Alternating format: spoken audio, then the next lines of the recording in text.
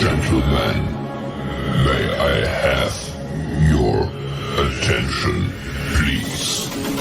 The show starts in 10, 9, 8, 7, 6, 5, 4, 3, 2, 1.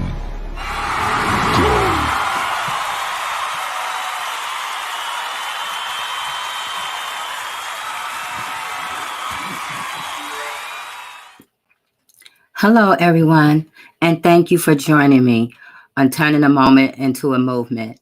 My name is J Love, and I represent the Justice for Gerard movement.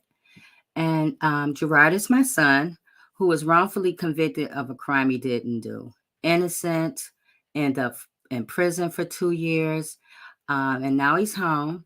And so, because of that journey with Gerard and meeting so many other mothers and family members that have loved ones that's wrongfully incarcerated, that birthed this movement, turning a moment into a movement, where we come here every Friday to discuss the injustice system, wrongful convictions, and also our own accountability.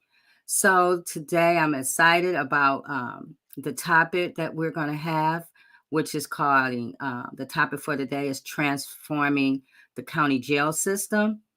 And I'm also excited about our speaker who used to be on our panel, he's at home, and his name is Edward Sanders. And he's going to come on and we're going to have a really intense discussion about transforming the the county jail system. So welcome and thank you for joining us.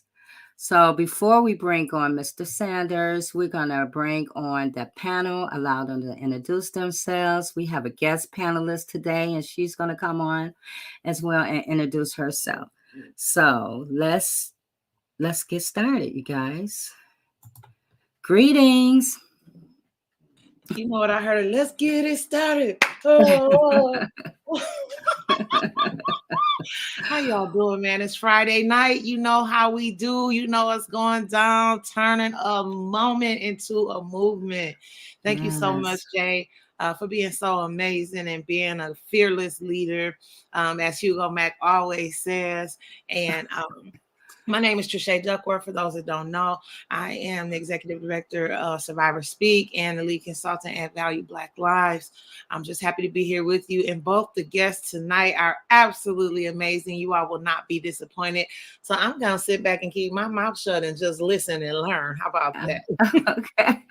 Also, Trisha, you did not say you also are a host of your own talk show.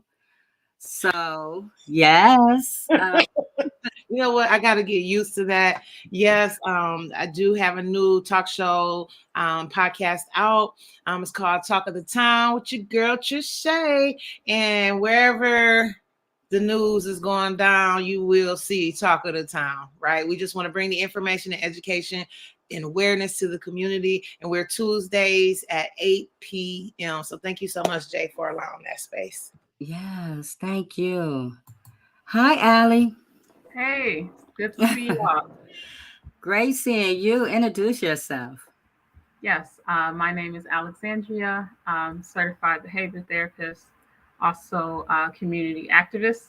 Some of the organizations I work with is Accountability for Dearborn, Michigan Liberation, and just really passionate about mental health and criminal justice, true justice. Yes, thank you. We missed you last week, but Yes, thank yes, you. like you said, I'm glad keeping you're me here busy. this week. This is going to be a really awesome conversation. Next, hi, Revatia. Hey there, listen, I love my sister. So great to see everybody. Whoop, whoop. And it's good to see everybody here tonight. So excited. I am founder of the Choice Zone, where I help people and organizations transform. And collective transformation is very important and dear to my heart. Also a part of the G100 Oneness and Wisdom and Michigan Social Justice Network. But out of all that is the fact that God is living within me and I'm aware of it. And I like connecting with everybody else who is aware of that same thought too, because we know that we have power to create change. Sustainable. You talk about sustainable energy. I'm talking about sustainable changes. So thanks, J Love, because you have brought this platform to life. And I'm feeling strong. I know Survivor Speaks is feeling strong. I know Trisha, Allie are all feeling strong. And Barack, I'm so excited about him. And of course, Attorney Mac. Oh my goodness. It's on and popping tonight. So excited. Thank you, Revatia. So Thank I don't you. see Attorney Mack ready to join us yet. He said he had some work to do. So I'm going to bounce over to our guest today. Hi. Hey everyone, thanks for having me. Hey Trisha. Hey guys. I'm No. really glad to be joining. I'm Alicia Dyer. I'm from Ypsilanti. I was a deputy sheriff for 7 years doing road patrol in Washtenaw County. And I am now a graduate social work and public policy student at University of Michigan. And I do a lot of community organizing in Washtenaw County. And pretty much my focus now is to work to reduce harm in our criminal legal system, coming from working in it to leaving. So yeah, happy to be here. We're so happy that you're here. Let's see, Attorney Hugo Mack, are you ready? He's not ready. So we're going to go ahead and jump over to Edward.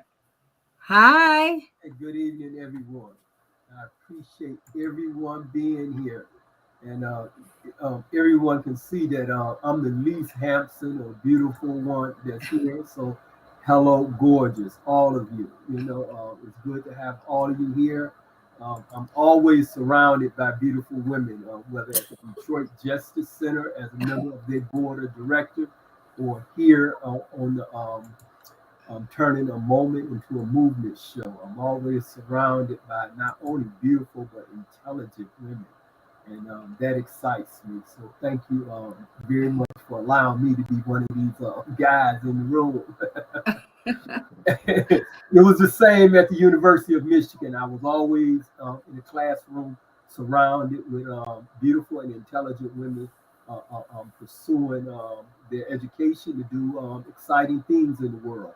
And that's what we're here for. I'm on par with these women, or trying to be on par with them when it comes to the intellect. I may not be as beautiful as they are, but I'm trying to keep up with them on the top. Okay. So I'm very thankful to be here on this show. We have some exciting things to take and discuss at issue, or the main topic is the integrity of the pipeline from our county jails to our state prison. And the reason that the integrity of that pipeline is being questioned is that we normally have the idea that people who commit serious crimes are those who find themselves in the county jail and find themselves in that pipeline heading to our state prisons. But there have been very recent research and study papers that have revealed it, that the vast majority, the largest part of the county jail population is actually people who were never intended to be in county jails. So if you first think that we finna go on this rampage about some liberal policies, we first want to get that out, that the largest population of the county jail residents are individuals who were never intended to be in the county jail themselves. This is now being discussed in the highest part of our state government. So if anybody is saying they done this already, or we doing this already, they need to also take and admit you're doing this already too. This you are doing already. So if you're talking about already doing social work, which you are not, because I know what social work consists of in the county jail, but we do want to give the social workers in the county jail, or we want to demand that the social workers in the county jail be given a greater space. They be given greater responsibility and work to do in the county jail. We know they want to do it. We know they're capable of doing it. They're well educated. We have good social work schools here in the state of Michigan. And in fact, we have the #1 leading social school of social work in the nation here in the state of Michigan at the University of Michigan, which I am a graduate from, a master's program. And I'm very thankful for that. And I will speak up not only for the graduate students at the University of Michigan, there are also good graduate students at Wayne State University and other colleges and universities here in the state of Michigan. We have a young lady here, Miss Dyer, who is a formal officer who is also pursuing her degree as a master social worker, and I believe in public administration.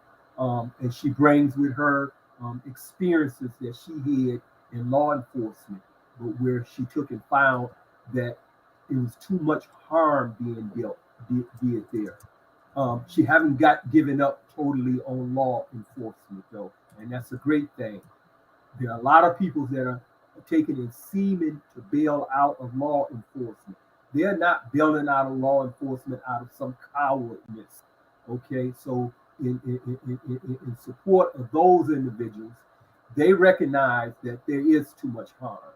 The the real people, the real law enforcement type of people that go into law enforcement, they go in law enforcement because they really want to do some good. They never go there with the idea of doing harm. Those type of individuals are the few.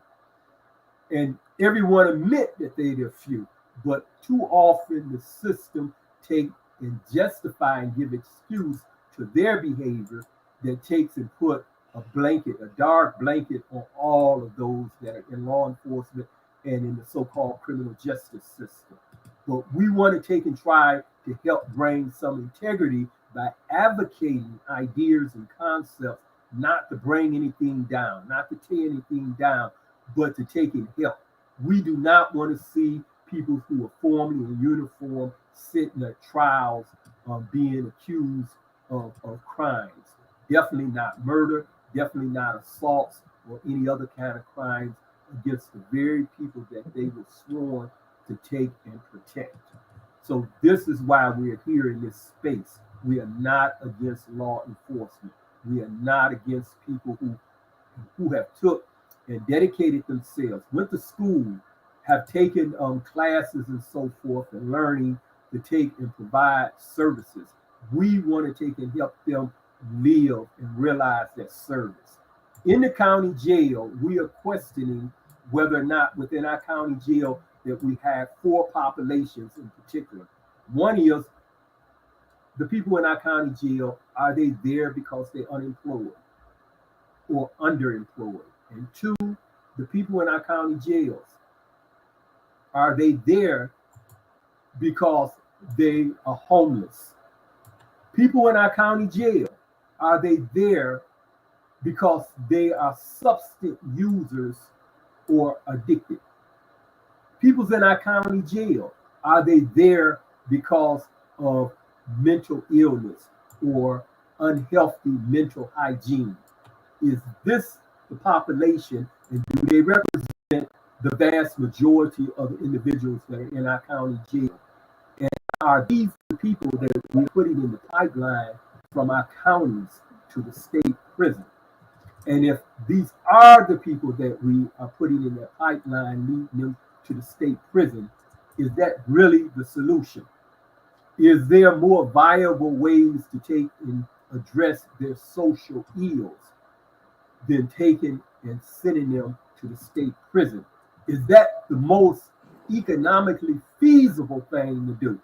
Is that the most economic feasible thing to do? Are any of us actually saying that we actually rather take and pay anywhere up to $35,000, $40,000 a year, more or less, to house a person annually than to take and deal with that social problem right here in the community, where not only are we spending dollars in our local community, but we are also addressing the issue. So which is it that we really want to do? We live in a democracy. We live in a democracy, and the way we are making decisions are comparable to a communist nation, or at least the propaganda that we have been given, that this is how communist nations take and resolve their issues. That when you have social ills, they address their social ills by locking up their population, by imprisoning their population. This is what I growed up on. I growed up on that kind of propaganda. But yet, I was one of the children in this nation one of more than 2,000 children in this nation that was sentenced to life in prison without the possibility of parole.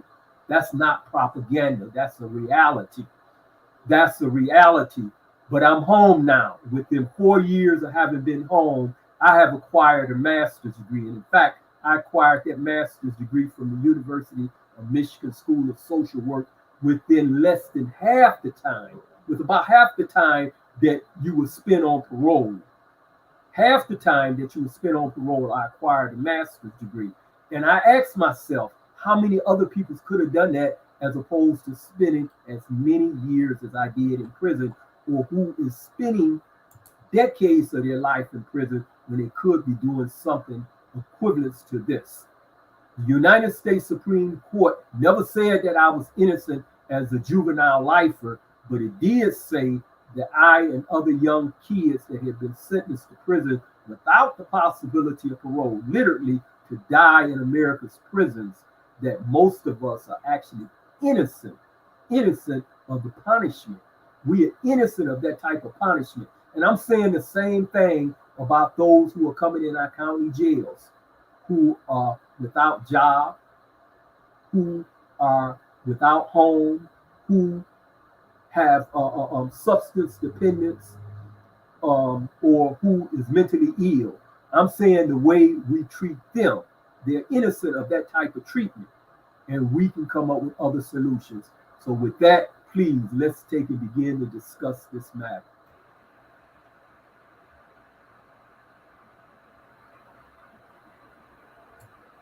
Okay. Revertia, go ahead. Yeah, you know what? Thank you so much, Barack, because what comes to me all the time is the fact that it is cheaper to heal. And what Barack just mentioned was the cost per person, $45,000. And so we have to ask ourselves, what is really important to us? Is recovery important? Is healing important? What is important to our communities? Is the goal? What is the goal of incarceration? These are the questions that we need to ask ourselves. Is there a goal? What is the goal? What is the goal? Goal when constantly people who are incarcerated have children. What is the goal when these children are left without parents? What is the goal? What is the goal when mothers are having children in prison and then they're taken away? What is the goal? Where are we? See, where we put our money shows what's important to us.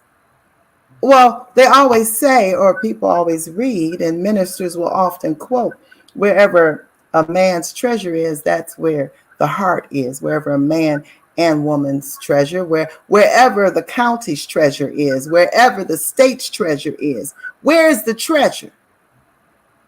And the treasure, where the money is going, shows what is important. So can we turn this around? Yes. Is there a difference? We can save money. At the same time, we can save lives.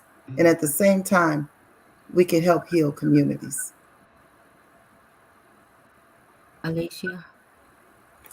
Yeah, I was going to say this is a really good discussion. And I just think back to some of that experience I had even when I was policing. I think back this, you know, in the winter time, especially how some people would turn themselves in on warrants that they had because they had nowhere to sleep.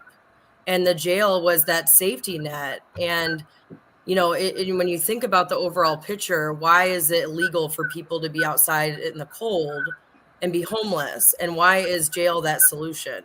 And, you know, I just think about all of the people that have been incarcerated in jail for traffic fines and fees.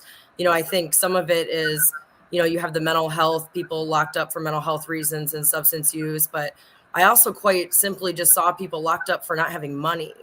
I remember one time being in the jail when I was policing, and a friend of mine from high school was sitting in the jail, and I walked over to them and asked, you know, what's going on? What are you doing here? And it was He didn't pay a traffic ticket from 5 years ago, and couldn't, was waiting to be able to pay the bail.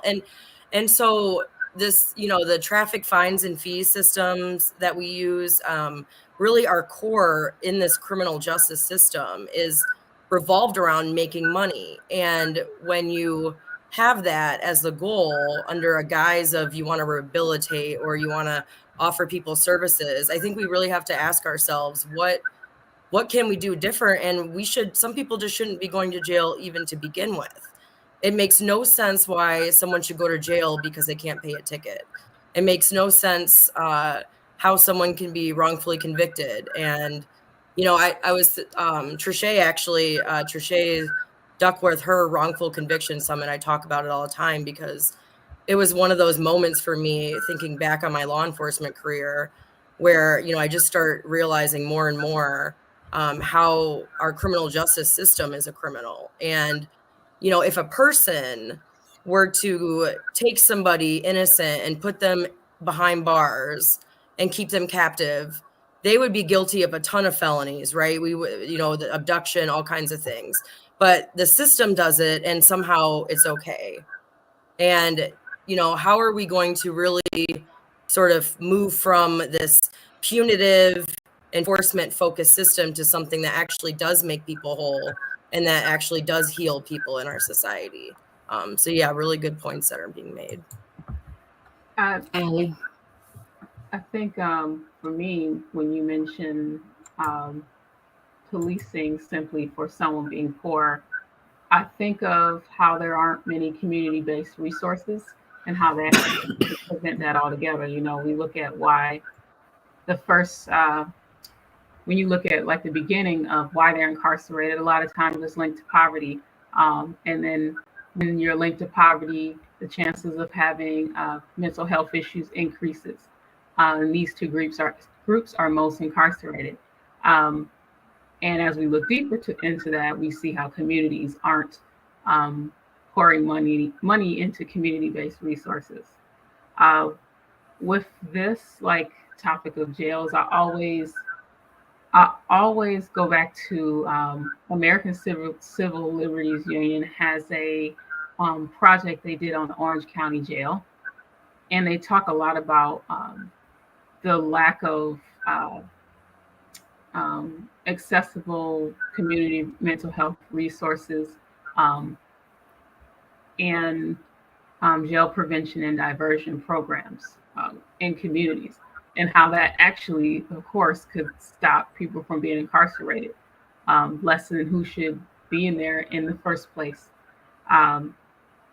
It's there's so many links between these different things. Yeah.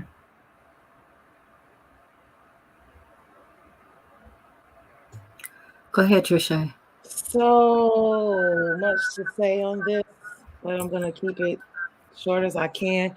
We talked about this on Talk of the Town the other night about if we're going to look at crime, we can't just look at crime. We got to look at poverty. And then if we're going to look at poverty, we also have to look at ACEs, adverse childhood experiences, and look how someone is shaped in their childhood and how they start to show up when they're adults. And so if we factor all that in, we got to talk about trauma and all these different things that they've committed. So that's the first mistake. Because if we're sizing somebody up to the crime that they have committed, then we're doing them an injustice because we're not looking at the whole person. I'll never forget when prosecutor took the office here in Washtenaw County. Man, it was so crazy because I actually heard people it's like a really like somebody trying to recall him, right? Just because he wants to look at the whole person. If we don't do that, we're doing a huge injustice to humanity within itself. How can we say that we serve a God of second chances and we don't even want to extend second chances to people? And then if we're going to look at the foundation of a human being, we got to look at the foundation of policing. The foundation of policing being slave catchers. Now, I am not anti-police. I'm not saying that. But I'm not from that school if it's just a few bad apples either. I'm from a school of the foundation of that place needs to be rocked and shaken and rebuilt. Because if we rebuild it, then it will start to look at the whole person. But the way that it is now, if all you're doing is having that slave catching mentality, then we will continue to see our carceral systems exactly what they are, buildings of mass incarceration, which affect African Americans, Black folks at 90-something%, while we're 14% of this earth's population. We got to look at all of that. And then we got to start to dissect it and bring solutions that are clear on the problem. Because, see, we have so many solutions, but some of them are not clear on what the problem actually really is. Hi, Attorney Hugo Mack. Hello, how's everybody? It's so good to be with you. Introduce yourself right quick, and then you can join that conversation. Well, I'm joining you a little bit late today, but had some legal matters to take care of. Hugo Mack is my name. Probably the only attorney in the state of Michigan with 2 bar numbers, one horizontal, one vertical. One given to me by the State Bar of Michigan, and I wear that as a badge of honor. The other given me by the Michigan Department of Corrections. I wear that as a badge of honor too, of overcoming adversity and paying a debt not owed, and through the grace of God being here to talk about it and to help. So, you know, I'm here. I'm so proud to be a part of this forum. Heard my brother Barack earlier today on Sam Riddle's show. That was entertaining to say the least. 2 very energy-filled individuals with a great message. So, you know, I'm here fighting for justice every venue I can, and drawing strength from all of you, because it can be a lonely place on the battlefield, you know, and we're all only human. So I just thank God for the strength and energy I garner from all of you, and I'm proud to be here. Thank you, Attorney Hugo Mack. All right, Baraka, you can go take it back. I appreciate the many voices that have turned in. I said that I was going to try to keep up with the top. I didn't say I was higher than the top. As you can see, there are many intelligent people here on this panel, and they are very articulate, and they have very views that they feel very strongly about, and I very much appreciate that. Again, we are not just simply identifying problems, we are talking about solutions. And one of those solutions I've already took it pretty much suggested, and that is that we need to expand the role of social work within the county jails. I heard one gentleman that's in a capacity of a sheriff, where he was appointed to that position. He hasn't been elected. He was appointed to that position, and he's insisting that these programs, we already got them. Well, nay, you don't already have them. You don't have a program that keeps the person in the community that is homeless. You don't have the program to keep the person in the community that's unemployed, or the person in the community that is mentally ill. You don't have the program to keep these people from unnecessarily being sent down the road to the state prison. And this is why our voices are here tonight. We are saying that there's no integrity. There's no integrity in that pipe that they can put a homeless person in the pipe to the state penitentiary. I once served at a particular prison, and remind you, I served 43 years in Michigan prison. I went to prison at the age of 17 and didn't come home until just before my 60th birthday. So I went to prison in 1975 and came home in 2017. There was one gentleman that I was in a prison with, and every evening, him and I would take turns, and one of us would go to the shower and come back, and the other one would go to the shower and come back, and we shared this little common space. And I noticed every evening there was this foul odor, and I used to get real upset and vocal about it. And I never suspected where the odor was coming from. And one day, the same gentleman that had been taking turns and going and coming from the showers at the same time I was, revealed to me that that was him. He said, "That's me, and I apologize." And he explained it to me how it was him when he, in fact, was taking showers regularly. He revealed to me that he was a U.S. veteran. And while in combat, he was in a foxhole and he couldn't move for days because there were sharpshooters that would kill him. And so he had to stay in the same hole and his skin rot. So he was explaining to me that his skin was dry rot. And then when water get on it, it causes the odor. It causes an odor. Not that he's dirty, not that he's filthy or anything. So then I became curious as to how did you get here in the prison? And he revealed to me that he had a controlling wife and a sister that he was living in the same household with. And both of them was always contending for his, loyalty one to the other or trying to control him. So he just gave up on it. He couldn't deal. His level of tolerance of drama was very short.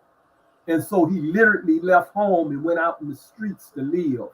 He couldn't put up with his wife and his sister trying to constantly control him and the chaos that they was causing in the house. And so he said he left and he went out on the streets to live. But winter came here in Michigan and he left and went to a fast food restaurant, put his hand in his pocket and told them it was a robbery, knowing that they would call the police and he would be arrested. So he done that to get out of Michigan's cold weather, and he put himself in prison. He didn't intend to go that far down the line. He thought he would be able to go to the county jail, and when they discovered that he didn't even have a firearm, that maybe somehow it would take and resolve itself by the time winter was over with, and that he'll be back in the community. But unlike he thought, he was in a pipeline that had no integrity, and it sent him all the way down the line to the state penitentiary. And so I learned about this guy's story, and it hurt me to hear that. And here's a person that took and put his life on the front line to defend all of us. And he found himself, having a low level of tolerance, and it led him to leave the home and go out in the streets to take and live. And this is how we responded to him, because there was no investigation about his circumstances. And this is what I'm saying. The primary thing that law enforcement officers do or supposed to do is make inquiries, some type of investigation. When you come into the contact of a law enforcement, they ID you. If you don't have an ID, that tells me something immediately about you. You're unemployed. Nobody can be employed without without an ID card. So if you tell me that you don't have an ID card and I ask you how long this has been going on, and you tell me I've been here for 3-4 years, you just revealed to me that you haven't been employed for 3-4 years. Or there's a real likelihood that you haven't been employed for that long or length of time. And as a sheriff, I can take and try to find out, is there some resources in the community that if you so happen to get out of this situation you're in, could we ready you for employment while you're here in the county jail? And if you leave the county jail and go back out on bail, could we do something as a continuous reach into the community? Well, I'm the sheriff in the county jail. Can I reach out to other state agencies? Can I reach out to other county agencies? Can I do something other than be a utensil between the prosecutor and the court and sending you down the line to the state prison? And this is what I'm talking about, us reimagining the role of county sheriffs.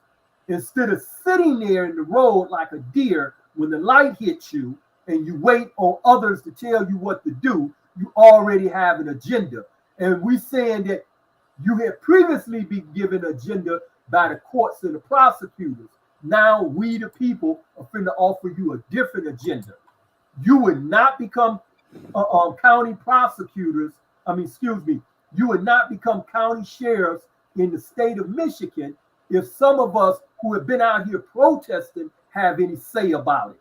And I'm saying to those of you who have been out there in the streets this past summer, this past 2 years, more or less, those of you who have been out there, you have did an excellent job in deconstructing this situation. Now we need you to come back to the table and construct or reconstruct in our own image or what we want these law enforcement agencies to be. We all know what the problems are. We all know what the problems are. The largest number of recidivism in our county jails are veterans. When they go into the county jail, there is a federal statute called Inmate Medical Exclusion Act that cuts off their medication or taken suspended. When these beautiful peoples like the Detroit Justice Center, Michigan Liberation, and others, when they go in with their bail program to abolish the bail system, and they're using their cash money, they're taking bail peoples out of the county jail, they're finding that they got another problem because there are social issues. When they bail these peoples out of the county jail, they come to find out because of their medication being cut off, like the U.S. veterans, their medication being cut off, they now have another issue on their hand. They done brought the person out of the county jail. They find out that the person doesn't have a home, so they got to go put them up. In addition to taking and bailing them out, they have to go put them up in a hotel. Then they got to go take and pay for some medication for them. Without doing this, they are doing the same thing that the system is doing, simply releasing them, allowing them to regress again. And this is why the largest population in our county jails are veterans. So if you're tired of us liberals, as you would call us, or whatever name you want to give us, if you're tired of us talking, then you're tired of that U.S. Veteran. You are tired of him or her. And she is in this. Even though this situation has been given a face, maybe a black face, maybe you see a black man, maybe you see a black woman, but you don't see the U.S. veteran. You don't see him or her with that flag around him that was marching at the front line for you. You don't see them, but they're in the mix too. It's like Jesse Jackson said years ago, poverty has been given a face. And because it's been given a false face, people's accept it. But he pointed out the largest number of people that are in poverty in America are white women and white children. But we don't see that face. We don't see the face of white women and white children. We see the face of black, the big black fat woman. That's the image that we are given of the welfare queen. And the brother, maybe with gold change on, living high off the hog, off of the system. That's a false image. That's a false image. And we need to correct this system, please. Right. So basically, you're saying that as we reimagine a different system, we're looking at a system that looks at the whole person and takes into account what the whole person needs, other than just the crime that was committed. I know we were talking earlier and you had mentioned about, maybe somebody was shoplifting, but maybe their problem was they didn't have a job, or they had a problem being employed. And so when you are inside these county systems, that could be helpful, like helping people become employable. Like the conversation we were having earlier, Edward. Yes, we have trade unions right here in Wayne County. We have trade unions throughout the state of Michigan. They can use men and women. They can use some men and women. Mm-hmm. They need men and women to be in these trades. And we're finding that there is a population within our society that has given up. They no longer on the unemployment list because they have been rejected so many times, where so many of us have formal convictions here in Washington County, the Washington County Prosecutor Office, in participation with nonprofit organizations and other state agencies. They have helped over 500 people remove felony convictions off of them, where they have been free of any criminality for more than 5 years or more. So there's more than 500 people here now have the freedom to take and get jobs, to take and pursue higher education or vocational trades, or to be able to move into homes or apartments where they previously couldn't do any of those things. Right. But those numbers are multiplied all over the state of Michigan. And this hasn't always been the case. And some of the parties are not willing to participate. You know, Trish took and talked about where somebody was immediately hollering, let's take and recall the prosecutor as soon as he came in office with some of these ideas. We even had a guy that's supposed to have been a member of the NAACP. This person was demanding, you know, that ain't what the prosecutor's supposed to be doing. You know, this is a member of the NAACP. He's saying that this isn't what the prosecutor, you damn right, it wasn't what they was doing. But there's been a mandate, and the peoples gave them a mandate. Mm-hmm. Okay, the peoples gave them a mandate, and that mandate says something different, and that's what we want to say to the county sheriffs. We want to say that you are no longer a utensil. We have a guy running for Wayne County Sheriff that say that he want to take a second lead, a seat to the Detroit Police Department. Well, let me inform you, the Detroit Police Department does not have any credibility. Did you see his former chief announce that he was running for governor? And did you see the people's response to him? Do you see what his response was to people who were out exercising their First Amendment right to protest and to assemble? He took and arrested them. And you had to have attorneys to go into court and get hundreds of people out of the situation that he put them in taking and arresting them.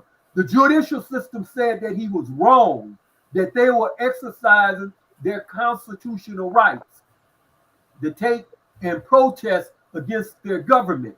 And they all have been released. The charges have been dropped on them. And this man, remember the Detroit Police Department, it lost its own Detroit crime lab. So here we're talking, we got the largest number of people in the state of Michigan convicted out of Wayne County alone. We got the largest number of people that have been declared to be innocent, or there is a lack of integrity of their convictions, the largest number. And the Detroit Police Department, the crime lab that was used to convict them, has been lost to the Detroit Police Department. And this guy is running for Wayne County Sheriff, saying he want to rely on that. He want to rely on that. Well, we want to rely on you taking and not succeeding as county prosecutor, because we do not want any other law enforcement agency depending on that type of leadership. We don't want anyone else depending on that type of leadership. So if you're wondering why the men and the women are running and leaving your department in large numbers, if you want to know why you didn't even have the integrity to go to them and ask them to work overtime where you were short of men and women, and that you went to the court before you went to their union, that's why they're leaving. You don't have an idea of what leadership is. You need to listen, not talk. You need to listen. We have a mandate. We have a mandate for you, not you having a mandate for us. I'm the one with the vote. This is my vote.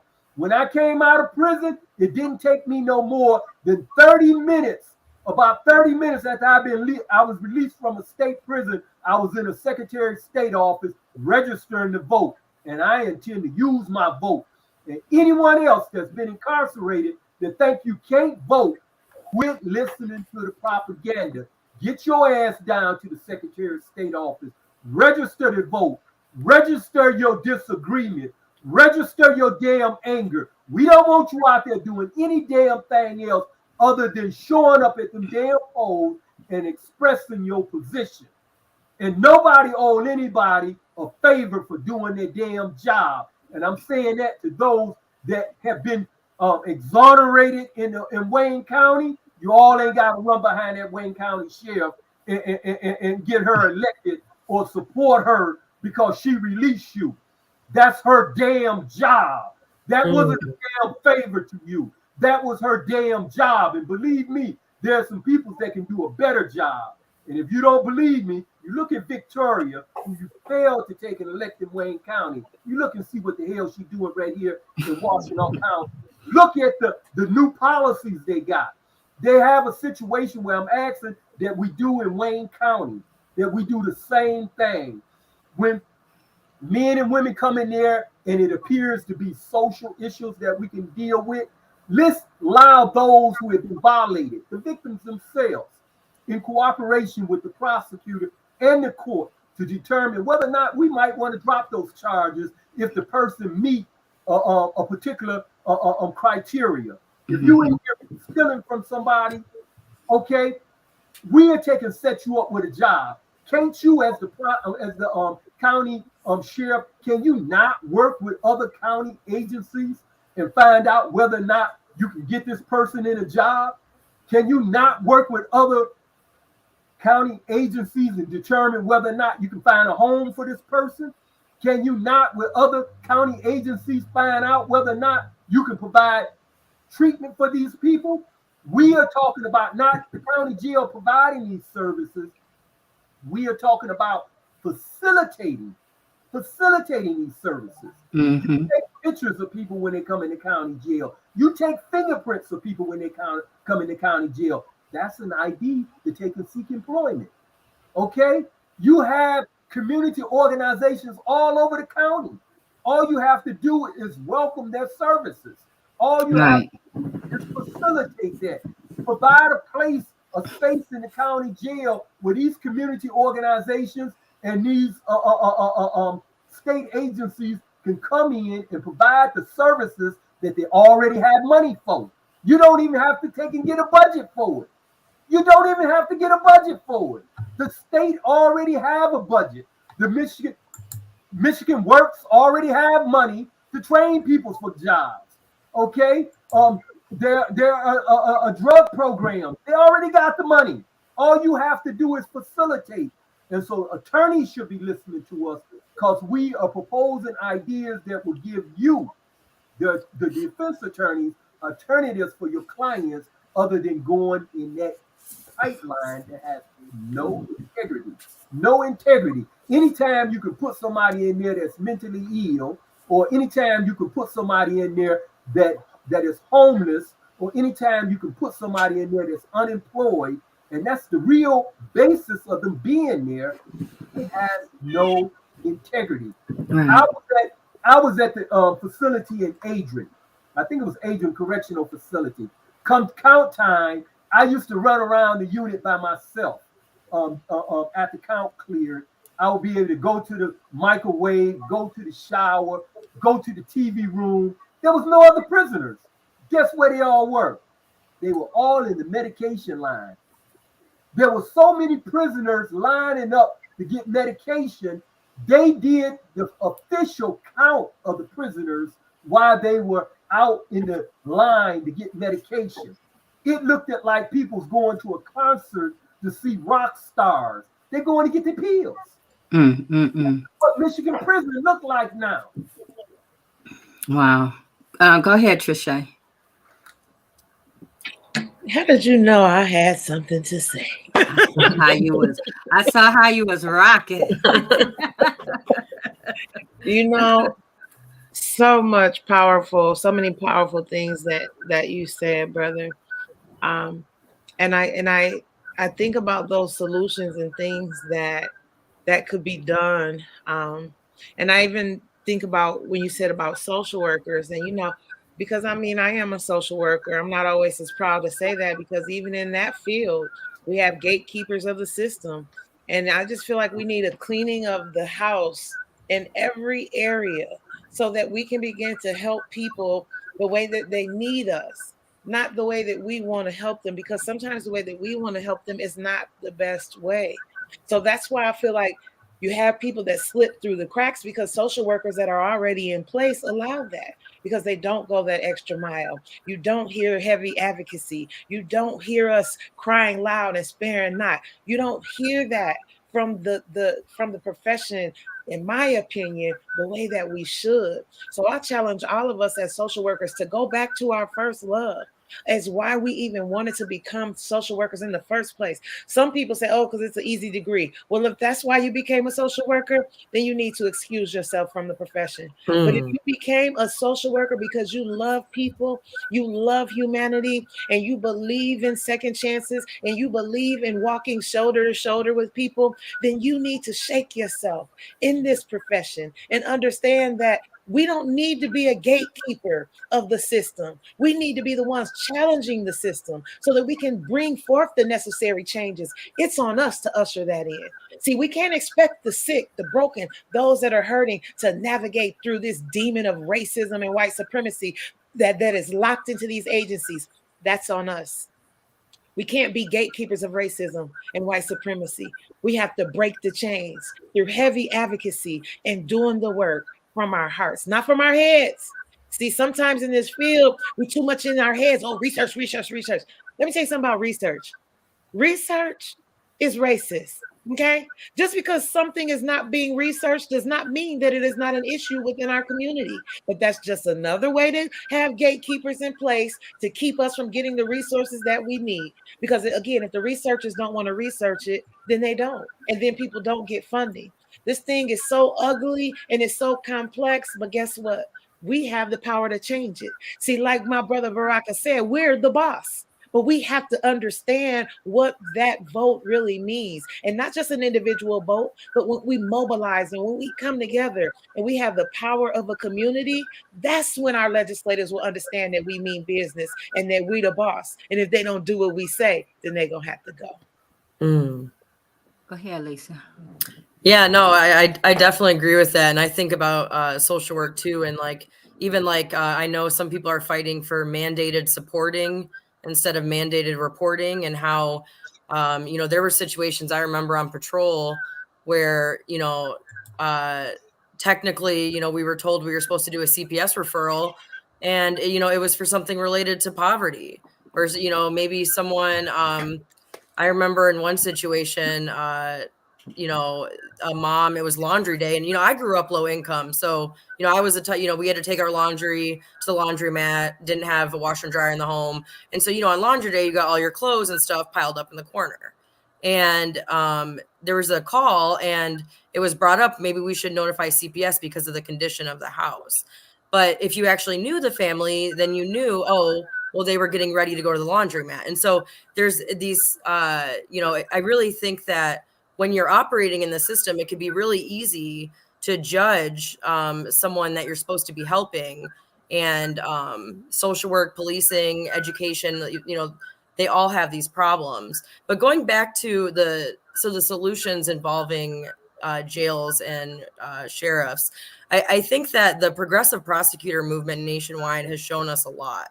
It's shown us that who is at the top of these systems, it really matters. And there's so much that you can do. There's so much that Ellie and Victoria have done in Washtenaw County.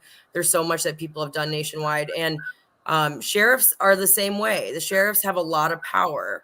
And who you elect as sheriff really matters, because they have the power. In Washtenaw County, we have police services. So they have a lot of power over the police response. They also have power over dispatch, and also the jails. And so when you think about, how you can use policy to change what people are doing in the first place, so people don't find themselves even in the jail to begin with, or so people are really handled with care and offered help instead of enforcement. I think that we have to really think about the management in police departments, and who, nationwide. I think about how some of the decisions that police managers have made have had devastating consequences for a community. I think about the situation, where George Floyd was killed. Derek Chauvin was a training officer. And the reason that he was a training officer was an administrative decision that the police chief made. And so when you think about who's training officers, who's training new officers, what they're allowing to even happen at their department, there's a lot of things that if you're at the top of that agency or system, at least on the local level, you can just stop the harm with policy and following oftentimes with what these progressive prosecutors have been able to do. So I think paying attention to police chiefs and sheriffs is another really key area of focus that activists and community organizers should be aware of. Attorney Hugo Mack? Well, several things. First of all, in terms of the responsibility that we have, I agree with what Baraka said in terms of the vote, but it even goes beyond that, because if you have a penitentiary experience, a criminal justice experience, fortunately in Michigan, you can vote, but you can't sit on a jury. So when you look at my situation, for example, having been restored to the practice of law, I can pick a jury, but I can never sit on one. Now, think about what that says to people similarly situated to myself with a criminal justice experience, or Baraka, come out model citizen in every sense of the word. You put a perpetual stigma on him and me that regardless of what we've done with our life, we're not good enough to sit in judgment on anybody else. But you perpetually will sit in judgment on me, because even though my life has been exemplary since the criminal justice experience, it doesn't make any difference. So you perpetually put that chain on me. And that's why I agree. The progressive prosecutor movement is important, but you must have a progressive judiciary, okay? You see, because the prosecutor doesn't set bail. The judge does that. You understand? So that's why in these elections, and I'm going to get real down local with it. In these local elections for judges, you talk about people being willing to walk in the streets. You need to show up to every debate, every public forum, every speaking engagement that these people running for judges have, and ask them where they're coming from on restorative justice. And we need to be very, very careful. Everybody wearing our uniform is not necessarily on our team. So you talk about gatekeepers, you really want to be sure that people who say that they're supporting some noble, worthy cause, let's say protecting women, all right, as if that's a gender-based situation. All of us are responsible to protect everybody else. But historically, particularly dealing with Black women and white supremacy, every person that said they're for the women's rights movement were not for the African American Black movement, okay, in terms of African Americans, okay? So, Elizabeth Cady Stanton and them was really no great friend, okay, to the emancipation of Black people. There was a backlash in terms of Black men being able to get the right to vote, because not being able to discriminate on the basis of race. The truth of the matter is, with white supremacy, which impacted white women, they said, no. Let's not worry about them Black boys' right to vote. Let's get the woman's right to vote first. So we need to be very careful when we see these groups and these organizations that sound good. And I think we need to go a little further and say, okay, well, you have a mantle here, so you want to protect women. Okay, well, what do you think about restorative justice? What do you think about giving people a fair opportunity when they come home?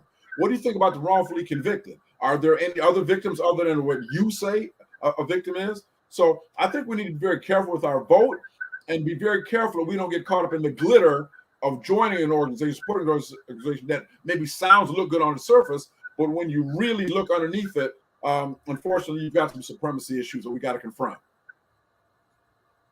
Absolutely. Go ahead, I've got a question, because I know that for a long time in Michigan, it was a pay to stay fee of $60, if not $50 every day that a person was incarcerated. So, and this is at the county level. And at the county level, people were returning home with a bill that they didn't even have the money to survive just everyday experiences. And then they leave prison or leave jail with a big bill that now they have to pay. Now, they say that it was supposed to help give money back to taxpayers. I really believe that it's time for us to sincerely look at what is happening with the dollars. Because when you look at it, they have a whole fiscal department just for the county jail. over millions of dollars. So if you're talking at a county level, whether it was a 36 or 45,000, somewhere in between, depending on which facility or whatever, we are not being fiscally accountable. And somebody else is gaining from this, but it's not the taxpayer. And now is the time for us to actually say, okay, what can I do to make some changes? Is there anybody forerunning to stop or put another protocol in place they should not have a fee on top of? Especially they have so many people with ACEs, adverse childhood experiences, and here we are adding more trauma upon trauma upon trauma. And how are we supposed to help heal the community like this? It's time for us to elevate our thinking. Barack, did they come down? I have heard, I think in Ingham County, they've reduced it to $8 a day. I wasn't even aware that anyone was talking about reducing the county jail stay, but it's ridiculous. In Wayne County, for example, we wouldn't even be talking about the building of a new county jail if we not had people in the county jail that didn't supposed to be there in the first place. Mm-hmm. Okay? So it's not our argument or your argument that people are in the county jail that shouldn't be there. These are findings that has already been presented to the governor, to the state legislator, and even to the Michigan Supreme Court. The Chief Justice of the Michigan Supreme Court is literally chairing committees, investigative forums right now, and hearing stories from the public about who has been there, who is there in that space, and to come up with the courts are finna, and the courts, not only the courts, but the legislature and everybody is finna start taking and issuing directives. So even though I'm saying this and you and others are advocating, there are going to be some clear directives, but we don't have to wait on the court to tell this person that.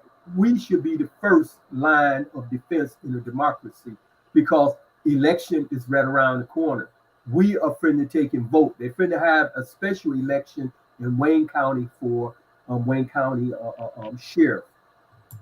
We can make a decision.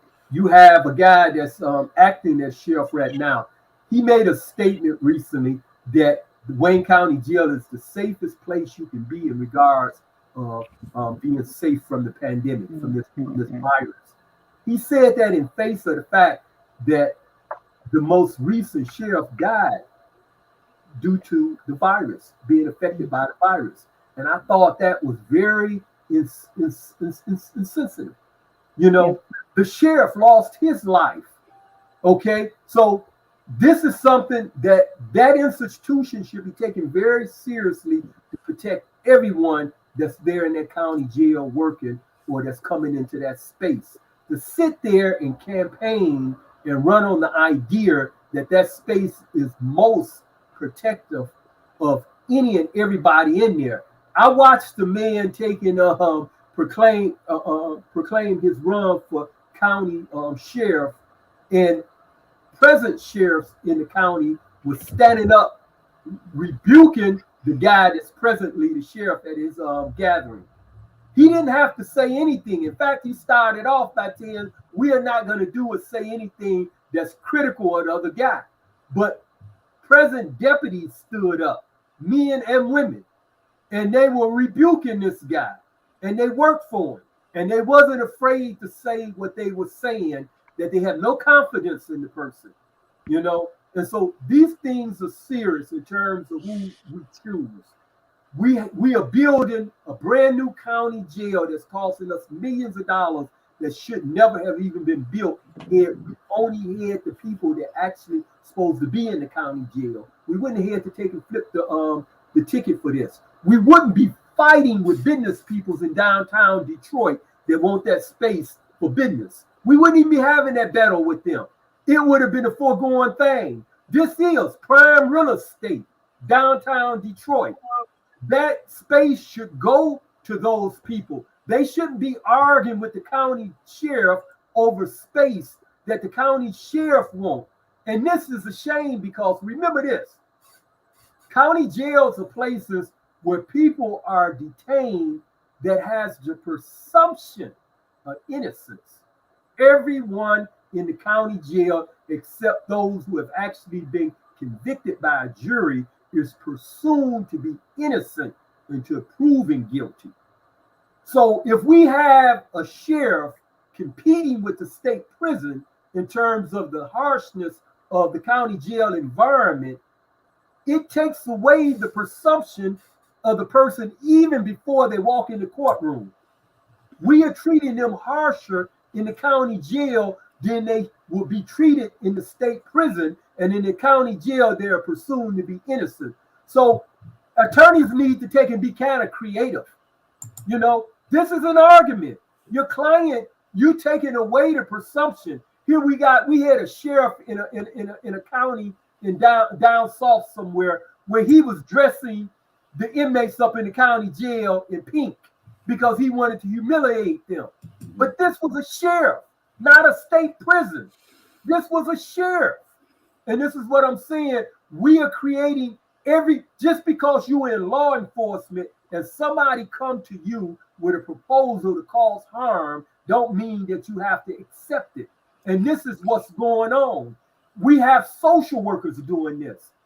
Trish was right. Why in the prison, you got social workers that are housing unit managers. They got posters on their wall in their office that say they got, you know, the Walt Disney characters, and it said like, take that BS down the rock. It's telling the person when they come into office, they don't even want to hear it even before you say it. So they got insulting posters on their wall. Who do that? You're a mental health worker and you got a poster on your wall insulting people when they come into your office. This is a norm inside of the Department of Correction. This is a norm. This is not the abnorm. Where could you take and maintain a job in a mental health field where you take and put posters up that take and insult the people that you're supposed to treat? This is a norm in the culture in the MDOC. If I were to take and do that, to put up a poster that say something derogatory towards women, I will be fired. If I was to put up a poster that says something derogatory towards people with handicaps, etc. But this type of behavior is normal in the Department of Correction. You have people with degrees, not the people without the degrees. You have the people with the degrees, social worker degrees, master's degrees, that have things like that on their damn wall, you know, and they have the nerve to say that they are correcting. They are correcting. It's a damn shame that you even say that.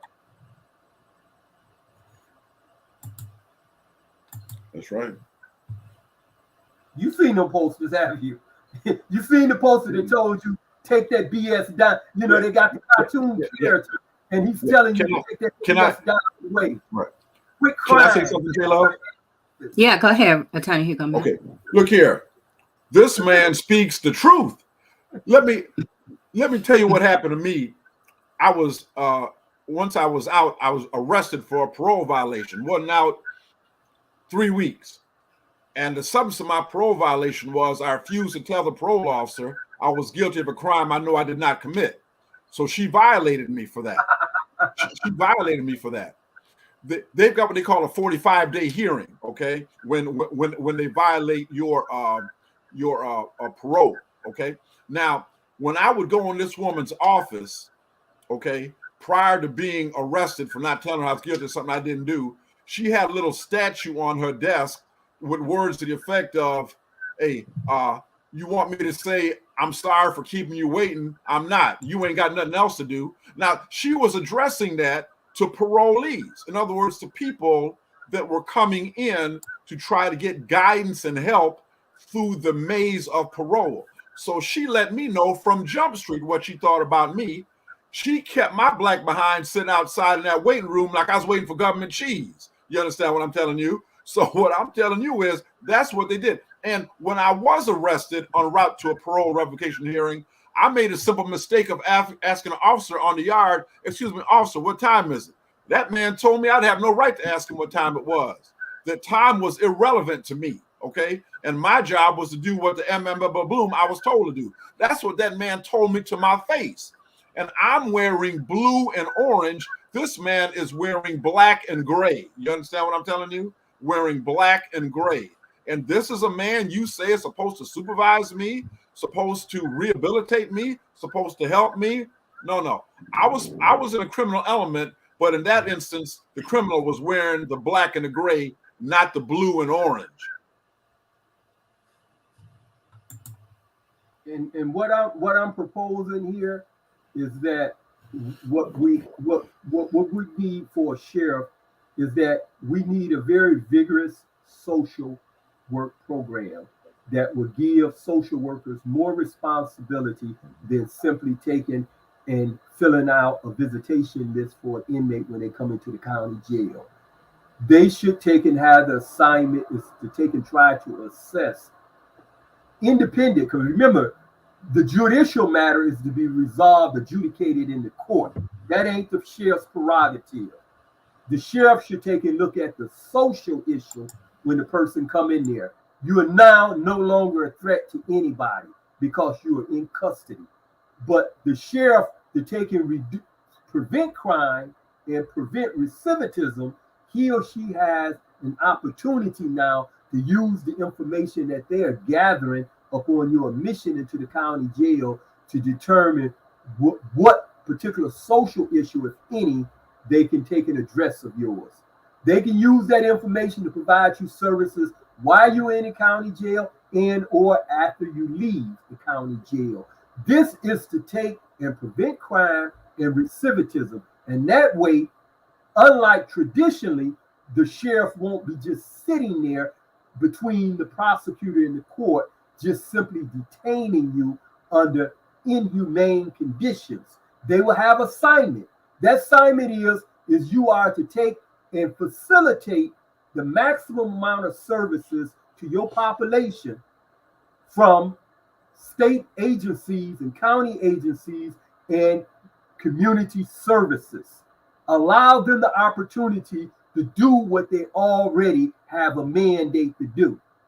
Being that you don't know how to do anything other than to accept suggestions of harm, we want to say, quit that. Quit that. You've been doing that good to the extent that the conditions in county jails are worse than the conditions in state prisons. So we want to tell you, stop that. That ain't what you're supposed to do with people who are presumed to be innocent until proven guilty. That can be your neighbor, okay? That can be your neighbor. That can be your minister. That can be the clergy person. That can be Martin Luther King Jr., okay? That's who in the hell that can be. Martin Luther King Jr. in a Montgomery jail, taking and being arrested for taking and exercising his civil rights of disobedience to uncivil laws. That's who that can be. It can be a clergy from Alabama saying that, or from Atlanta saying that he ain't putting up with that no more, who took and changed his name to signify his defiance of a system that he no longer believed in. Okay, that's who the hell that can be. And why he's there is none of your damn business to be judging him. You provide him with the damn treatment he needs. If he need Coretta to come down there and talk to him, then you facilitate where Coretta can come down there and say hello to him. Anything else ain't none of your damn business. And if the court and the prosecutor then gave you previous agendas, then we saying that's no. And I think it's a damn conflict of interest for a prosecutor to appoint a sheriff or in a position, even temporarily, because you are facilitating that person's job and not the job of the people. I'm saying you're infringing on my right if I'm a resident of that county, if you take and say that I'm putting this person in that position. let me, the people, let us say that even if it's a temporary position, it should be somebody other than the very court and the prosecutor who this person sit in the intersection between. Those people too often use the county prosecutors in ways that they shouldn't. It is those people who put peoples in the county jail that should have never been there, and where you should have been raising your damn voice and saying that, hey, I got peoples in my county jail that's in here for not having insurance. They've been out arresting people for private companies and putting them in my county jail. Why in the hell didn't you speak up? That was a crime. You got law enforcement that you're talking about you're going to take a back seat to over in the Detroit Police Department. They've been out arresting people for private companies. An insurance company is a private business. They have no more right to go out and arrest somebody for not having insurance than taking and putting Detroit police out at a damn ball game, at a private ball game. They had no more right to do one than the other. And we are saying enough is enough. Exactly. Enough. I know that when we talk about the task force that the governor put together, at that time they were speaking on how crime was down, but there were the majority of people who were in these local jails were there because of driving offenses. And it was like, maybe 300,000 people at one time whose licenses was suspended. So, so now you get the data together and you see that you have these at a time where crime is down, jails are full because of driving violations. And then not on top of that, you have a fee. If a person can't afford $150 ticket, then you're going to add a $500 driver's responsibility fee. And then if they can't pay that, now they're in jail. So they lose their job or they can't get to the job. They have this bill of $500 that they had to pay on top of the ticket and everything else that, the fees or whatever. So now you have this problem of all these people driving without a license because of something you created with your policies. Not that driving tickets shouldn't cost you a jail time. Like, it's ridiculous. But these are the policies that people create because we don't pay attention to who we're voting for. So it goes back around to that. We have to pay attention to the people that we're putting in office. We have to go to, like you said, or Attorney Hugo Mack said earlier, we have to go and listen to these judges. I was at UAD Law School for a program, and I found out that, from a judge, that people don't vote for judges. So the judges get in by the votes of the police and police unions. That's who really they cater their conversation to, because they already know that we're not going. We don't pay attention and we're not voting for them. But these are the people that we need to pay attention to. These local elections are so important, more important than the president, because these are the people who dictate your local life every day, daily. And so we have to be more proactive. Go ahead, Alicia. Yeah, I was going to say, I really appreciate this conversation because it's so true.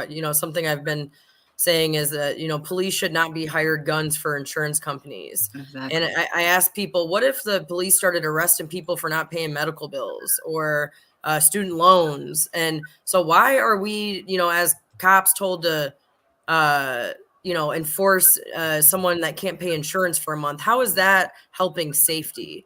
But you see the system, it's so corrupt. So I can talk about Ypsi Township in Washtenaw County. The court and the local Ypsilanti Township government has been relying on traffic ticket fine and fee revenue to keep their systems operational. And what this does is they contract sheriff deputies. So they're able to contract sheriff deputies And then they're able to say, hey, sheriff, make sure your deputies ticket people because we need that revenue. And this has been happening nationally. This happened in Ferguson. And, you know, this is just one of those examples of the relationship between local governments and the courts and the sheriffs, and how it all sort of props up this revenue generation system. And, you know, it's a poverty tax, because who's actually getting those tickets? You know, if you look at even on a, you know, Wayne, I know Washtenaw County really well. I'm not as familiar as Wayne, but you look at a map of Washtenaw County, most of the police are in the eastern side of the county. And this is also where there's the most inequity and the most under-resourced neighborhoods. So just by sheer numbers, you're going to have inequity, and you're going to have poor people getting a bunch of tickets because there's more police there. And then you add in the profiling and the reality that Black and brown people are getting pulled over at higher rates. And so it really just becomes this classist, racist system, and it should be illegal. And so the leaders of these systems, there's ways to just stop it, right? And that needs to happen. Yeah, I'm glad that we got to discuss that, because I did see a lot of people arrested or put in jail. You know, the no insurance, expired registration, traffic tickets. These are all related to poverty. Right. And as you said, police shouldn't be hire guns for insurance company. They should also not be hire guns for evictions. You know, and in Detroit, they were using police for evictions. It's like, no. So again, they're predatory to people that are in poverty. And so then you wonder why you have this bad relationship with the police, because they're always showing up where something is not good. They're the first ones in line. They're there when you're getting put out. They're there when you run a light, you know. And so these relationships doesn't help the community build a better relationship with them. So if you stop being so predatory against people that are poor or, you know, disadvantaged, Black people, people of color, we can have a better system. You know, the county system, I know, and I was listening to you, Baraka, when you were speaking about how it's worse than the prison. And it just, it brought up a memory that Gerard even spoke to me about. And he said that when the prison was better than the Wayne County jail. And I was really shocked that he said that. He was like, it was terrible. You know, although it was terrible at the prison, but it was worse at the county. And so we had to make these systems, you know, better. So that's why we're here and we're having this conversation, because we need solutions. Go ahead, Reverend. Yeah, I'm telling you, you know, the criminalization of poverty is really what we're dealing with. And it's because this platform, we're talking about wrongful convictions. And at the same time, there's so many other elements that come into play. And I am really speaking out so that people can lose the narratives of the day. Stop going with whatever narrative is happening at the time. I remember talking to a friend of mine, lives in Detroit, and they just went with a narrative because they were part of the police department. Or another friend of mine who was a part of the fire department. And they said, well, the police are voting this way. Well, the fire department is voting this way, but not really taking the initiative to discover what is that person who's running for office, what are they all about? Not just what they're saying. What has their actions been in the past? What have they demonstrated? We are lazy. We have been lazy. I will say I have been at one time in my life, not anymore. We have to take the blinders off. It is high time for us to look criminalization of people, of poor people, of people who are already at a disadvantage, of people who are already underserved. We need to look this monster in the face and say no more. And capture the monster. Put them out of office. In the mindset, get rid of that mindset. Because until it hits you, then you don't understand. Well, I'm okay. I can pay my insurance. I got my life together. And if you're saying that, you're part of the problem. You have joined the problem, whether you like it or not. And we are coming against that mindset. Right. Go ahead, Trisha. Wow. I know it's probably bringing this to a close, but if we don't put humanity above money, we are going to continue to see this and witness people be criminalized because they are poor. And we have to know that that was on purpose. And so because that was on purpose, we have to stand and fight back on purpose. We've got to show up and show out. People have pegged Survivor Speak as a protest group, but no, we don't just protest. Because see, if you protest without following up with the afterwork, you ain't did nothing. You may as well have got on a treadmill and screamed Black Lives Matter for an hour, because it won't matter. You ain't did nothing but burn some calories. It's not about the march. It's about the marching orders. And in that, what does that mean? Showing up at the city council meetings, showing up at let me tell you something. We talk about all this stuff going on in Wayne County, Washtenaw County. We need to be at the commissioner meetings. This is where they decide where the money is going to go. All of these things happen, and they happen on our watch. See, so we want to hold these folks accountable, but accountability starts with us, so that we can shake ourselves and say, hey, we've got much more power than we even realize, especially when we join together as one. I'm telling you, if we fight together and we do this work together, we can see great change. We just have to stay at it. Go ahead, Baraka. Again, what we're talking about is the integrity of that pipeline from our county jails to our state prisons. It can't have integrity if we are taking and incarcerating men and women because of poverty. If we are incarcerating people that are homeless, if we are incarcerating people because of their drug addiction, if we are incarcerating people because of their unemployment or mental illness, that's not a solution. We are taking and putting bandages on our social ills as opposed to addressing them. These are the things that we was told that are did in communist nations. We were never told that we do that. So the fact that we are not clearly told that means that we don't support it. So don't be as though you feel that you are protecting law enforcement and the criminal justice system by maintaining the status quo, because you've been lied about the status quo. You haven't been told that we are the leading nation. This nation is the leading nation in locking children up in the world. That China, Iran, the Sudans, or any other place that you've heard terrible things about, none of them do what we do in terms of how we treat our women, our children, and our fellow men. None of them do what we do. And we're not just sitting here talking about the problem. We want to talk about the solution. And all I'm saying is that a sheriff needs to take and work with other government agencies.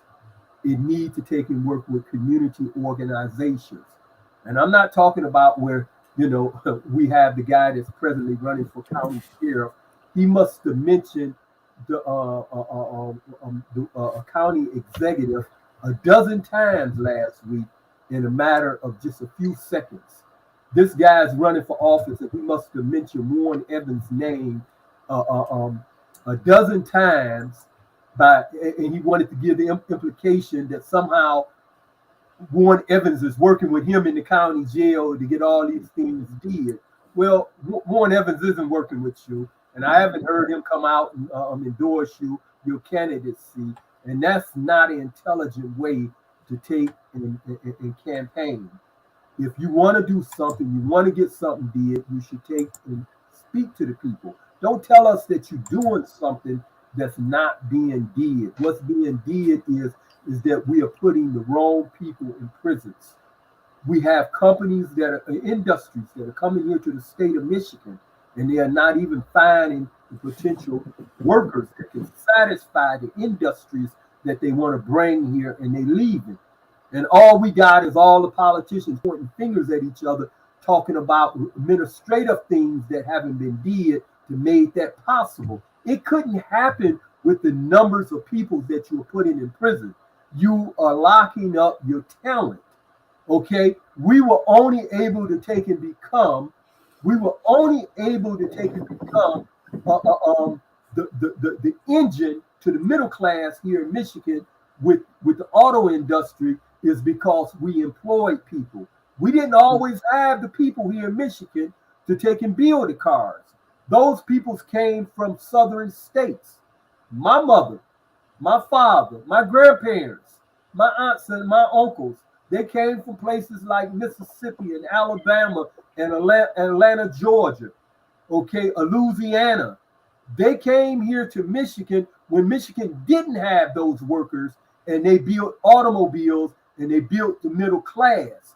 Now we are putting people in numbers that suppress the three major auto industries inside of our county jails, and we are expecting to get a response from major industries to take and plant themselves here as though we still have the men and women to run those manufacturers. We do not have the men and women to do that. That talent is behind bars in the state of Michigan. You would never take and attract industries here with the numbers that we put in prison.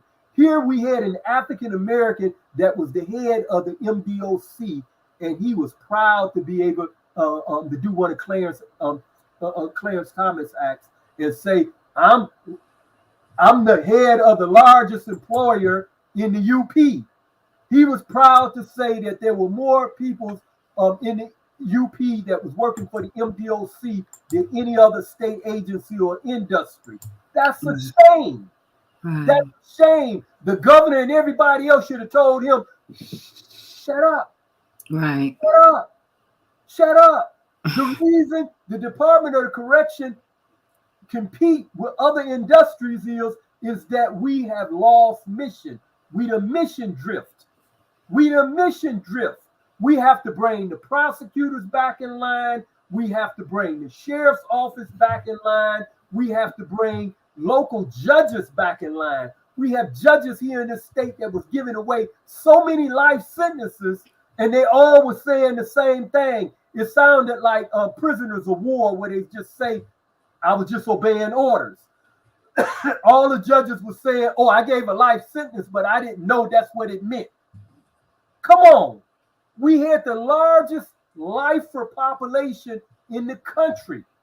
The largest lifer population in the country, and our judges are all saying the same stupid ass stuff, that they didn't know a life sentence mean life. Where the Department of Correction Parole Board did, it took and say, shut up now. We got them. We got them now. Judges will say, hey, no, release so-and-so and release so-and-so. I only meant for him to do about 10 years, and that if he or she satisfactorily behaved, that they can go to the parole board and seriously be considered. And the Department of Corrections said that ain't what we intend. Life mean life. Right. Life mean life. And so this is what we're saying.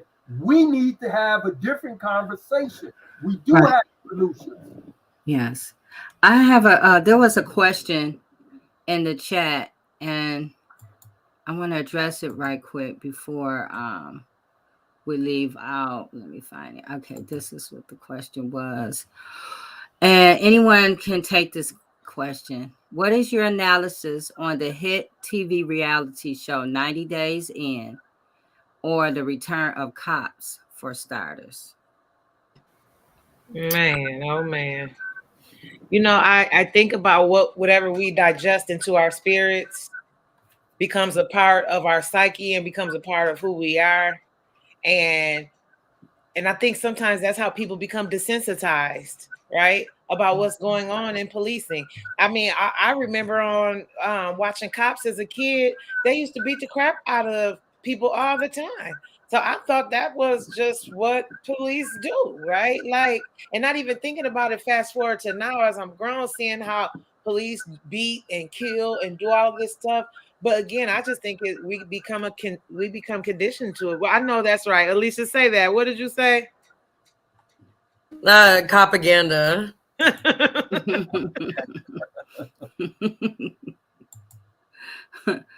Revertia? Mm-hmm. Yeah, I'm in total agreement because I believe like the word says, whatever you sow, you shall also reap.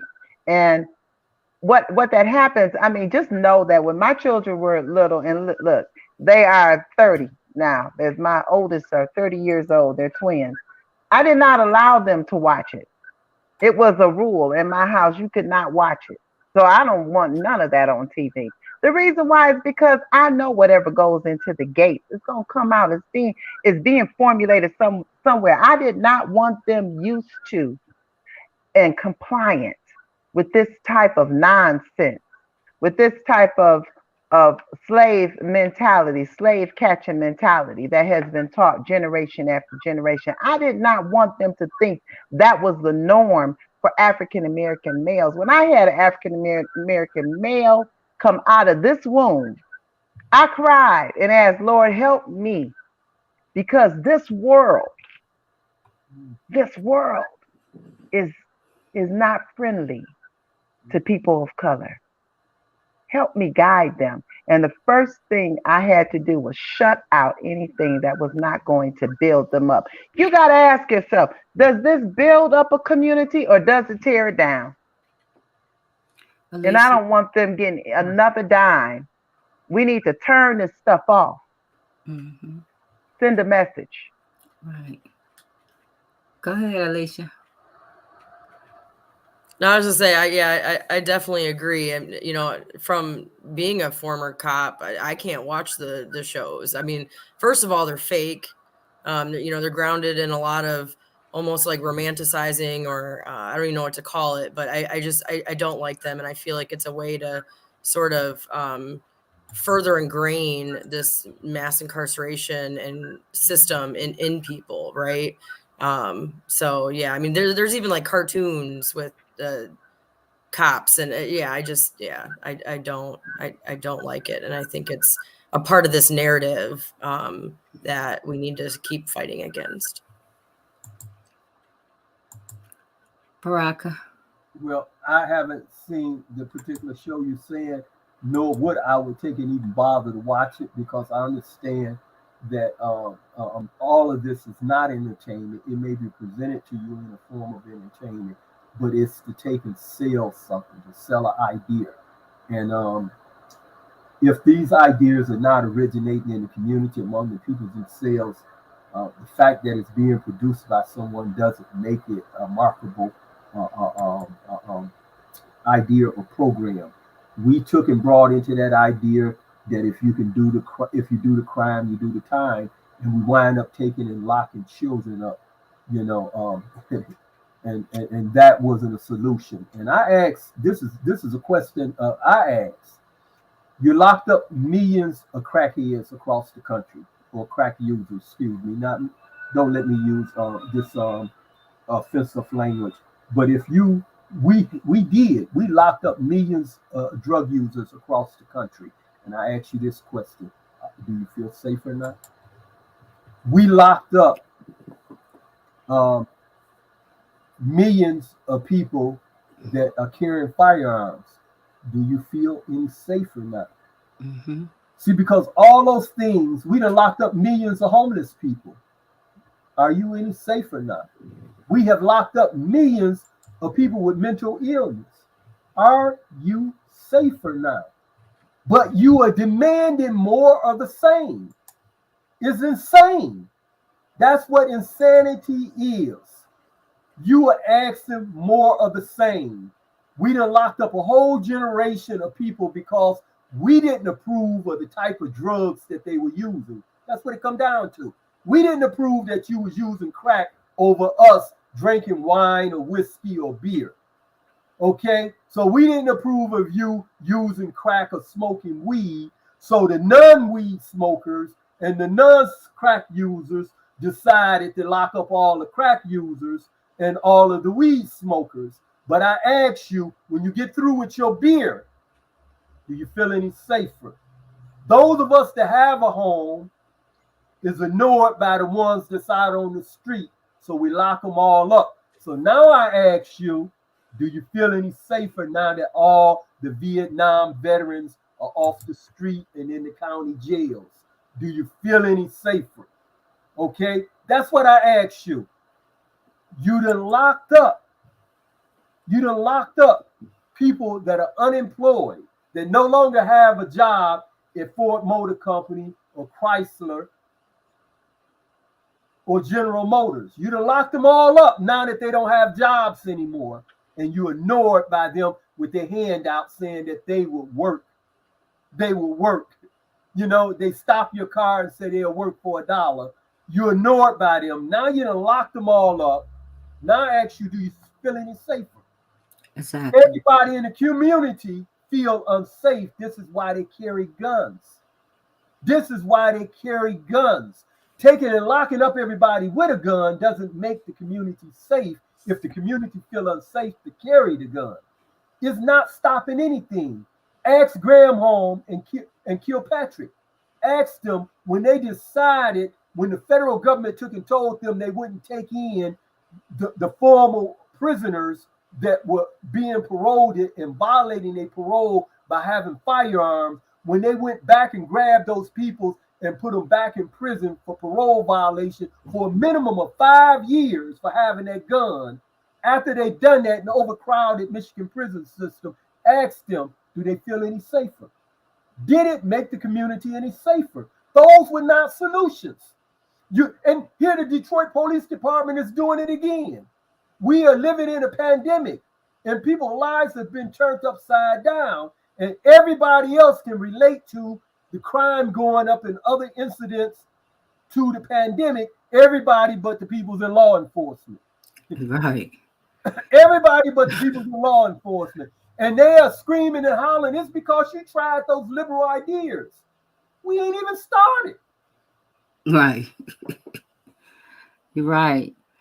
And so, and I had that chart and of the how they were doing the stop and frisk last year, and all these people were arrested for handguns.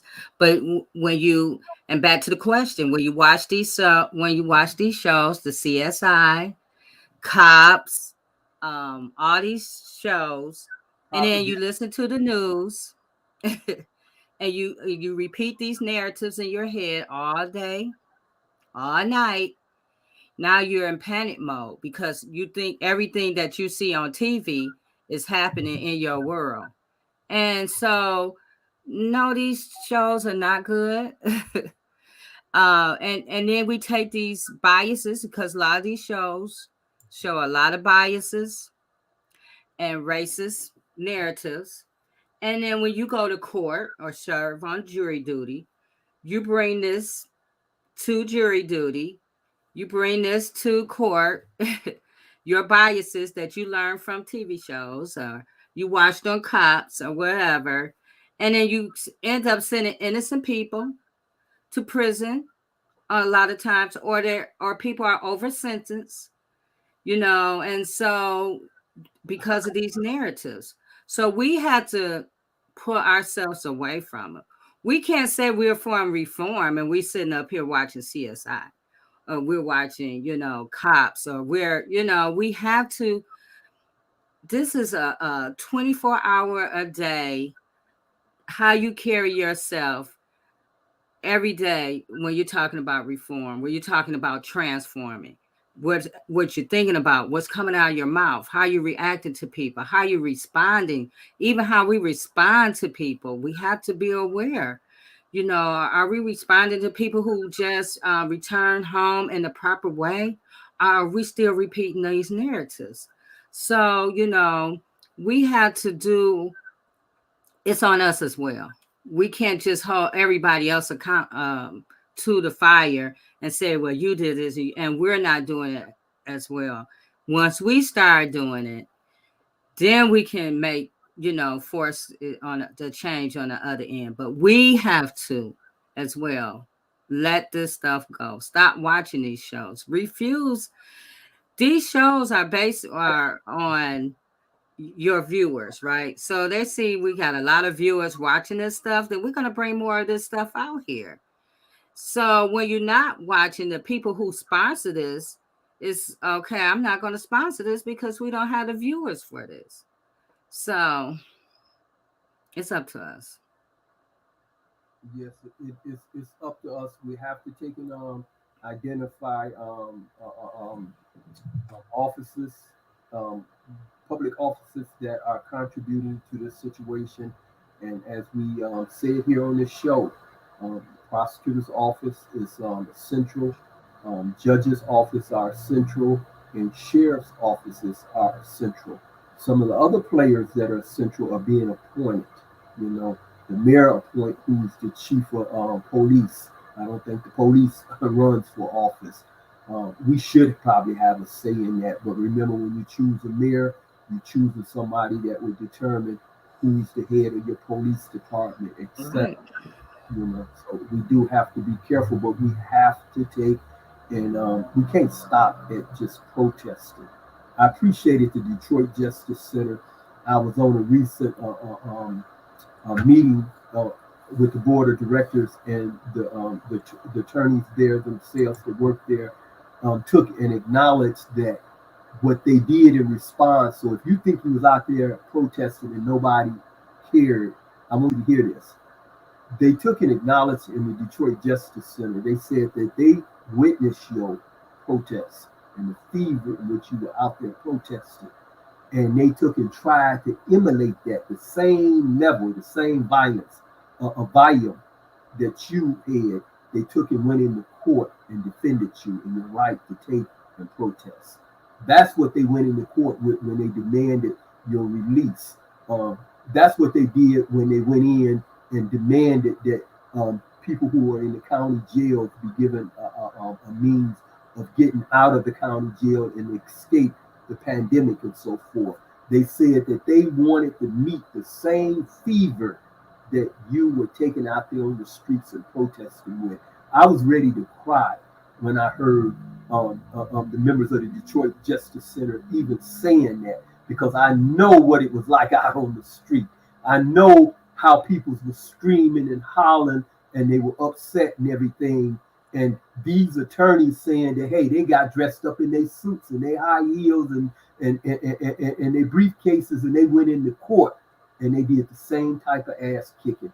They did the same thing, and they demanded for, you know, that your constitutional rights have the integrity that it should have. So I'm very proud of this organization in which I am a member of their board of directors. And I want to say to you, be proud of what you did this past summer. Be proud of what you did this past year or 2 or 3 years. But don't stop now. Go over the finish line. Show up at the polls when it's time to vote. Make your voice heard. Make people take and have a conversation around the issues that you want to have a conversation with. You don't want someone just showing up in the space telling you what he or she is doing. You want them to listen to you. You want to hear when they do talk whether or not they heard you. Whether or not they heard you. And this is a new day and a new time, and we want new responses. Things that have been talked about. There are some. I was listening to one of Gil Scott Heron's recordings. He was talking about knock and don't announce more than 20 years ago, and we're still dealing with it right now today. Yeah, Man got a record about it 20 years ago. You know, here we have a court that even take and interpret our constitutional rights through the prisms of race, through lenses of race. When you look at the First Amendment, the Second Amendment, the damn right is on steroids. But when you look at the Fourth Amendment, it's in the damn mud. Anytime the court is interpreting whether or not you have the right to be frisked and searched and seized, they always come up with a justification to excuse it. Guess who's being affected by the Fourth Amendment, being violated? Black people. Yeah. Guess who are arguing for the Second Amendment? White people. Yeah. These damn fools are asking for military hardware in our damn communities, in neighborhoods. They ain't satisfied with a simple 6-shooter. They done killed all the Native Americans with gallery guns, and now they're going back there. They're going back to where they committed inhumanity to humanity. They're going back to saying that I want a gallery gun. That's how we got the Native Americans. That's how we got the Indians. And this is what we got to have now. And the courts are like, and the legislators, the U.S. Congress and Senate, they won't even listen. They like, we cut the place down if you want to come in and talk about how many kids got killed in the school. We don't want to take and talk about that. Kids are dying all over the country, and you don't want to have that discussion, but somebody come to you and say, somebody on crack, and you lock up the whole damn nation because they're all black. These judicial decisions and these legislative decisions are based on race. They're not based upon ideas of safety. The only people that don't understand this too often is you and I. Our constitutions have been colored. The Fourth Amendment is colored. The Second Amendment is colored. The Sixth Amendment is colored. The 14th Amendment is colored. And I'll be damned if you misquote the damn 13th Amendment. Oh, we were free. You didn't see the second half of the 13th Amendment? You didn't see the clause that talk about the exception? And you have been the exception. And guess what? When there wasn't enough sheriffs to catch blacks that was being freed, that's when the business community hired the Klan. Okay? That's when the business community hired the Klan, when there wasn't enough sheriffs to do their bidding. Okay? And so now we have the sheriff saying, hey, give me all the money. I do it myself. I do it myself. And we're saying no. He's going out and doing exactly what the Klan did in gathering up all the poor, in gathering up all those that are using substance. It was okay to get them hard liquor when they was in the sun working in the field. But now that they free, you saying, no, they can't have that drink no more. They can't have that hard stuff no more. It was okay when you was taking and giving them that to work in the sun. But now you saying, no, you ain't on my plantation no more. That don't happen no more. It was okay when they were sleeping out in the field, but now you saying, no, you ain't got no home. So you want to substitute a prison cell for the home.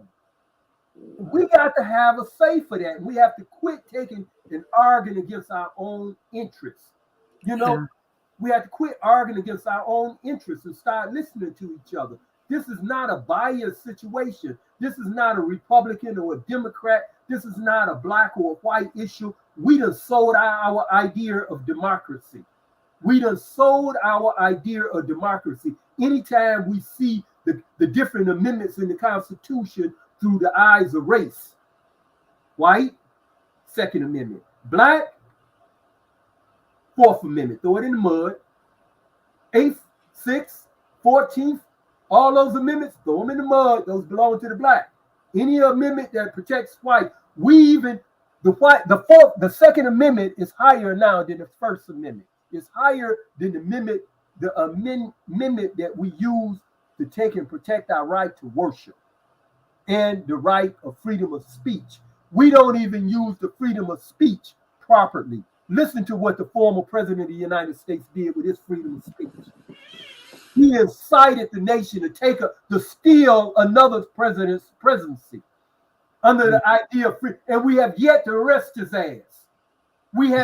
He did more harm than a million drug addicts, but we done locked it up, a million drug addicts, But the one individual that used his constitutional right of freedom of speech to lie, a pathological liar, we haven't did any damn thing from him other than keep him in the damn news every day.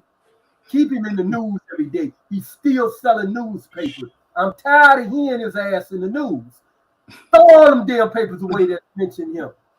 I'm tired of hearing his name in the news. All right. Well, yay.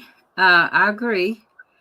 Thank you, Baraka, and thank you, Tia, and thank you, Alicia, and Trisha, and Attorney Hugo Mack and Alexandria, for you guys for joining me today. This was a very deep conversation, but a necessary conversation. And I want to let you guys know that next week we're going to have Kimberly Woodson on, and she's going to, and Elder Lester Matthews, and they're going to be talking about why good time makes good sense. So please join us on that. Also, to learn more about Gerard's wrongful conviction story, please go to www.change.org/justice for Gerard. Please sign and share the petition. And thank you for joining us. We'll see you next Friday, same time, 6 p.m. for turning a moment into a movement. And also, thank you for all of those that join us on YouTube and Twitter. Thank you. We'll see you guys as well next week. Goodbye.